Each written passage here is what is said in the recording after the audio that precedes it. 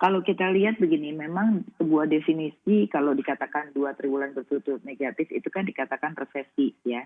Tetapi memang kalau kita melihat ada perbaikan karena yang tadinya negatif 5% sekarang menjadi 3,49.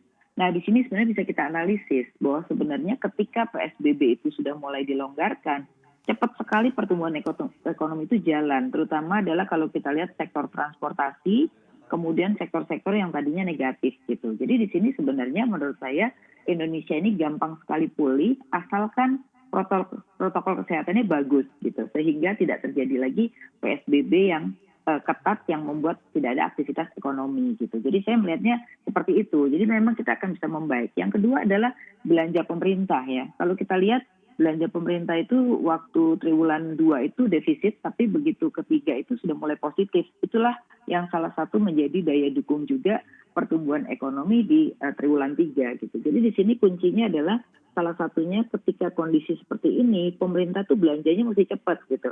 Terutama Mhm. belanja buat sosial ya, BLT yang kemarin itu sempat terlambat beberapa bulan. Kemudian adalah belanja rutin maupun belanja dana pen, Mas, gitu. Ini sebagai Mhm. kunci untuk ke depan menurut saya. Karena 2021 tuh mungkin lebih baik sedikit daripada 2020. Belum tentu seperti 2019 gitu. Mhm. Tapi kalau kita lihat walaupun memang belanja pemerintah sudah cukup positif di kuartal 3 Mhm, 2020, khususnya mungkin untuk bantuan sosial untuk menggerakkan betul, konsumsi masyarakat, tapi kenyataannya untuk tingkat konsumsi juga ini konsumsi rumah masih tangga masih rendah, minus 4,04%. betul. Apa sebenarnya yang harus dilakukan pemerintah di kuartal keempat ini sudah bulan November? Oke, kalau kita deteksi kembali ternyata yang belanjanya relatif rendah itu justru kelas kelas atas. Di mana Mhm. kelas atas ini kontribusinya terhadap konsumsi nasional itu 45%. Sedangkan kelas menengah itu hanya 36% dan kelas bawah itu hanya 17%, Mas. Jadi yang sekarang konsumsinya normal itu baru yang kelas bawah.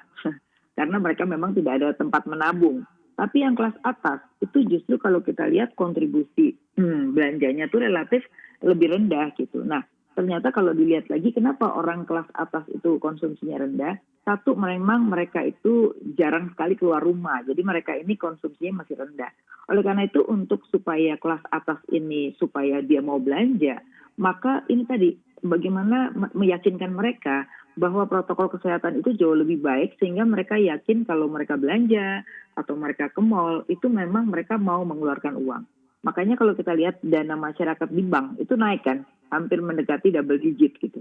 Jadi ini uangnya orang kaya yang nggak dibelanjain Mhm. gitu.